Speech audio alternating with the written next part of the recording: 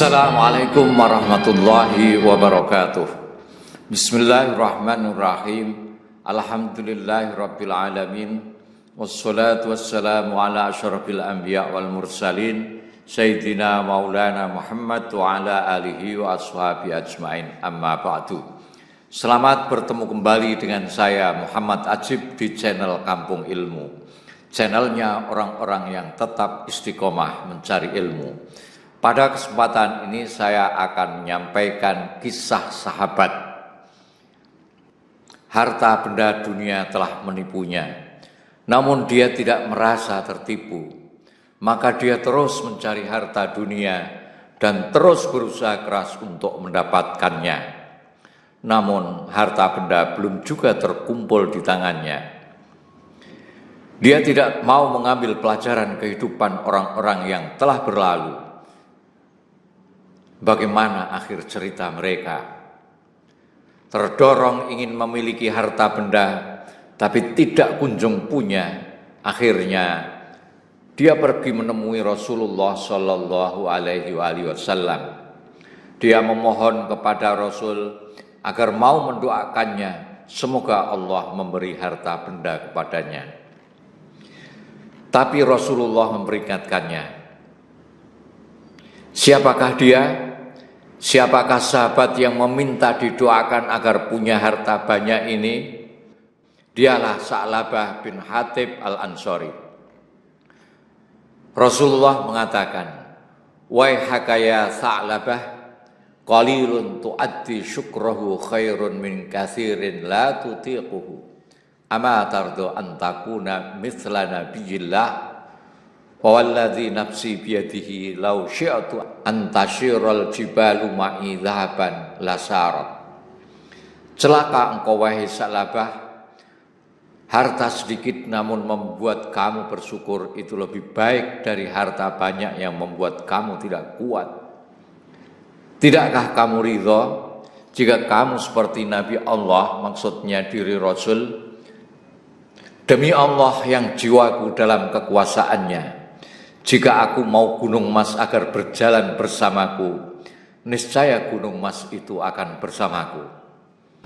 Tetapi Sa'labah tidak mengikuti saran Rasulullah Shallallahu Alaihi Wasallam. Dia terus mendesak Rasul agar mau mendoakannya, bahkan sampai mengeluarkan pernyataan, "Ya Rasulullah, la in ta'autallaha farzaqani malan la'utiyanna kulladzi haqqin haqqahu." Ya Rasulullah, jika engkau mau mendoakan aku kepada Allah dan Allah memberi rizki berupa harta benda kepadaku, sungguh akan kuberikan harta kepada orang yang berhak. Karena Rasulullah Shallallahu Alaihi Wasallam terus didesak, akhirnya Rasul mendoakan, "Wa ma israrihi ta'alahu Rasul qailan, Allahumma rzuq Sa'labata malan." Ya Allah, berikanlah harta benda kepada Sa'labah. Sebagaimana diceritakan oleh At-Tabari dan Al-Qurtubi ketika menjelaskan tafsir surat At-Taubah ayat 75 sampai 77, seperti di awal tadi saya sampaikan, pada mulanya hidup Sa'labah bin Hatib dalam kemiskinan. Lalu pada suatu ketika Sa'labah mendatangi Rasulullah Sallallahu Alaihi Wasallam. "Ya Rasulullah," kata Sa'labah, "ud'ullaha ayyarzuqani malan." Doakanlah supaya Allah memberi rizki yang banyak kepadaku. Rasulullah menjawab, "Amalaka biya uswatun hasanah, walladzi nafsi biyadihi law aradtu antasiral jibal ma'i dhahaban wa fiddatan lasarat." Ya Sa'labah, tidakkah engkau ingin meniru keadaanku? Apabila aku mau, bukit-bukit emas dan perak pun dapat aku suruh berjalan bersamaku.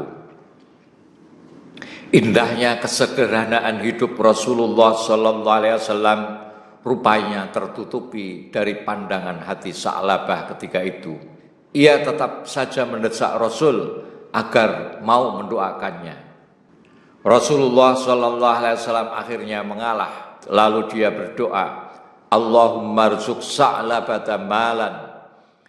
Allahumma rzuq Sa'labata malan. Ya Allah, limpahkanlah rizki berupa harta benda kepada Sa'labah. Ya Allah, limpahkanlah rizki berupa harta benda kepada Sa'labah. Beliau mendoakan sahabatnya itu. Selang beberapa lama kemudian Sa'labah mulai berniaga.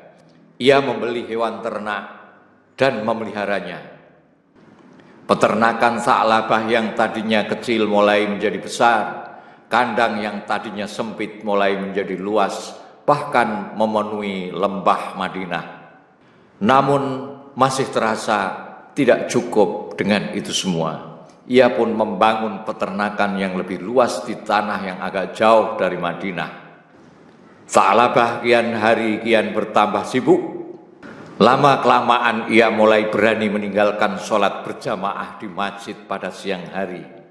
Lalu pada malam hari pun ia berani juga meninggalkan sholat berjamaahnya. Bahkan sholat Jumat pun berani ia tinggalkan. Sa'labah kini menjadi orang kaya yang sangat sibuk. Cerita tentang Sa'labah ini sampai juga ke telinga Rasulullah Shallallahu Alaihi Wasallam. Ketika turun perintah zakat, Rasulullah segera menugaskan 2 orang sahabat untuk menemui Sa'labah dan mengambil zakatnya. Sa'labah tidak segera memberikan zakatnya kepada kedua sahabat utusan Rasulullah ini pada hari tersebut. Meskipun ia juga tidak menolaknya. Rasulullah Shallallahu Alaihi Wasallam mengetahui kejadian ini berujar, celaka Sa'labah. Ya waiha Sa'labah, ya waiha Sa'labah, ya waiha Sa'labah. Lalu turunlah ayat berikut. Wa minhum man ahadallaha la in atana min fadlihi lanasaddaqanna wa lanakunanna minas sholihin. At-Taubah 75. Di antara mereka ada orang yang telah berjanji kepada Allah, sesungguhnya jika dia memberikan sebagian dari karunia-Nya kepada kami, niscaya kami akan benar-benar bersedekah dan niscaya kami benar-benar termasuk orang-orang yang soleh. Falamma atahum min fadlihi bakhilu bihi wa tawallaw wa hum mu'ridun. Akan tetapi ketika Allah menganugerahkan kepada mereka sebagian dari karunia-Nya, mereka menjadi kikir dan berpaling seraya menjadi penentang kebenaran. Fa'aqabahum nifaqan fi qulubihim ila yaumi yalqaunahu bima akhlafullaha ma wa'aduhu wa bima kanu yakdzibun. Maka akibat kekikiran itu dia menanamkan kemunafikan dalam hati mereka sampai ada hari mereka menemuinya. Karena mereka telah mengingkari janji yang telah mereka ikrarkan kepadanya, dan juga karena mereka selalu berdusta. Ketika Sa'labah mendengar berita turunnya ayat ini, ia pun amat ketakutan. Ia bergegas menemui Rasulullah Sallallahu Alaihi Wasallam dan berkata, Ya Rasulullah, ini harta zakatku. Rasulullah bersabda, Allah melarangku menerimanya.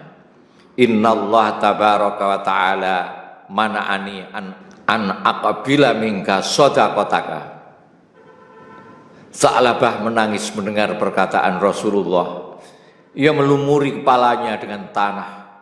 Rasulullah kemudian bersabda, Hadza amaluka qad amartuka falam tuti. Ini karena ulahmu sendiri. Aku memerintahkanmu tetapi kamu tidak mentaatiku. Setelah Rasulullah Shallallahu Alaihi Wasallam meninggal, Sa'labah menyerahkan zakatnya kepada Khalifah Abu Bakar. Namun Khalifah pun menolaknya. Demikian juga pada masa kepemimpinan Umar bin Khattab, hingga akhirnya Sa'labah meninggal pada masa pemerintahan Utsman bin Affan. Peristiwa tragis yang menimpa Sa'labah meninggalkan pesan sakral bahwa janji kepada Allah wajib dipenuhi. Mengkhianati janji kepada Allah akan mendatangkan murkanya. Di dunia ia terhina, di akhirat ia tertimpa azab.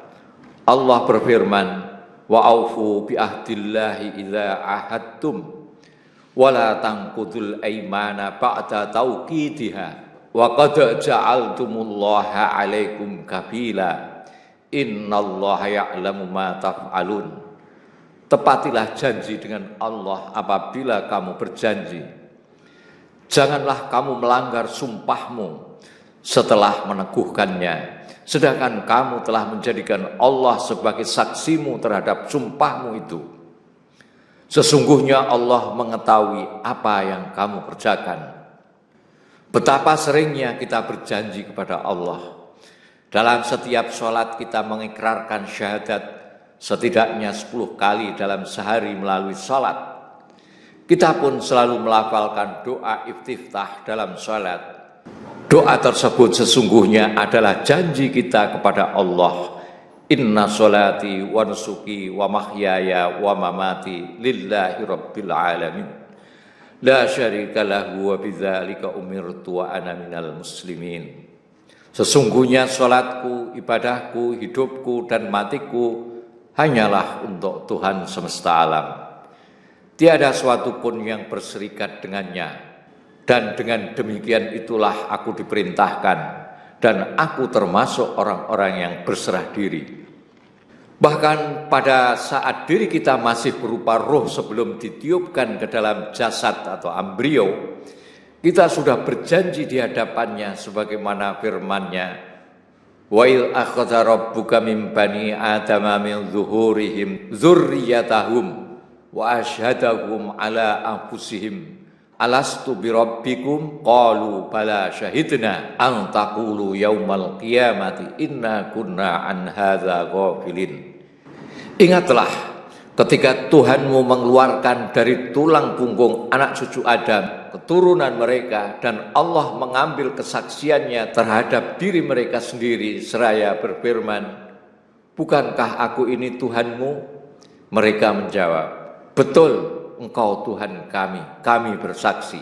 Kami melakukannya agar pada hari kiamat kamu tidak mengatakan sesungguhnya kami lengah terhadap hal ini.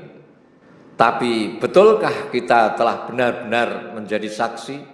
Apalah artinya pernyataan aku bersaksi dan aku menyatakan jika tidak diiringi kesungguhan untuk membuktikannya dengan ketaatan kepada Allah? Jika kita mau introspeksi diri, beberapa kali kita telah mengingkari janji kepada Allah Subhanahu wa ta'ala. Padahal Dia telah memperingatkan lewat firman-Nya, wala taqrabu malal yatimi illa billati hiya ahsanu hatta yablugha asyuddah wa aufu bil ahd innal ahda kana mas'ula. Janganlah kamu mendekati harta anak yatim kecuali dengan cara yang terbaik, dengan mengembangkannya sampai dia dewasa. Dan penuhilah janji, karena sesungguhnya janji itu pasti diminta pertanggungjawabannya. Ketika sakit kita berdoa dan memohon kepada Allah, ya Allah sembuhkanlah penyakitku, berilah kesehatan dan jauhkanlah aku dari segala penyakit. Tak sedikit di antara kita kemudian berjanji kepada Allah Subhanahu wa ta'ala, setidaknya di dalam hati, untuk memperbaiki ibadah dan ketaatannya jika kelak telah sembuh. Tapi apa yang terjadi setelah Allah benar-benar menyembuhkan kita? Kita pun lupa dengan janji-janji kita. Ketika kita mengalami kesulitan ekonomi, kita rajin beribadah dan berdoa agar Allah melimpahkan rezekinya berupa harta benda. Dalam doa itu kita berjanji, kalau Allah memberi harta benda, kita akan sedekah, zakat, infak. Namun ketika Allah mengabulkan doa kita, kita lupa janji yang kita nyatakan dalam doa kita. Ketika masih belum punya jabatan, minta dukungan agar dipilih menjadi kepala desa, DPR, presiden, dan lain sebagainya. Janjinya nanti akan berbuat adil, akan menyejahterakan rakyat, akan amanah, dan lain-lainnya. Namun setelah berhasil menduduki jabatan, pus esok tempe sore dele. Tanda-tanda keimanan itu jelas, salah satunya memenuhi janji, tidak ingkar dan menyelisihinya. Sebaliknya orang-orang beriman akan bersungguh-sungguh untuk memenuhi janjinya. Allah SWT menjelaskan bahwa salah satu ciri orang yang beriman adalah selalu menepati janjinya. Walladzina hum li amanatihim wa ahdihim raun. Sungguh beruntung pula orang-orang yang memelihara amanah dan janji mereka. Imam Al-Qurtubi menjelaskan, amanah dan janji itu mencakup seluruh urusan agama dan dunia yang dipikul oleh manusia, baik berupa perkataan maupun perbuatan. Ini mencakup juga muamalah manusia, janji-janji dan lain sebagainya. Tujuannya adalah menjaga dan melaksanakan amanah-amanah dan janji tersebut. Ibnul Qayyim juga berkata, ini mencakup janji-janji mereka dengan Allah yang harus dipenuhi untuknya dengan keikhlasan, keimanan, dan ketaatan, serta janji-janji mereka terhadap makhluk. Wallahu a'lam.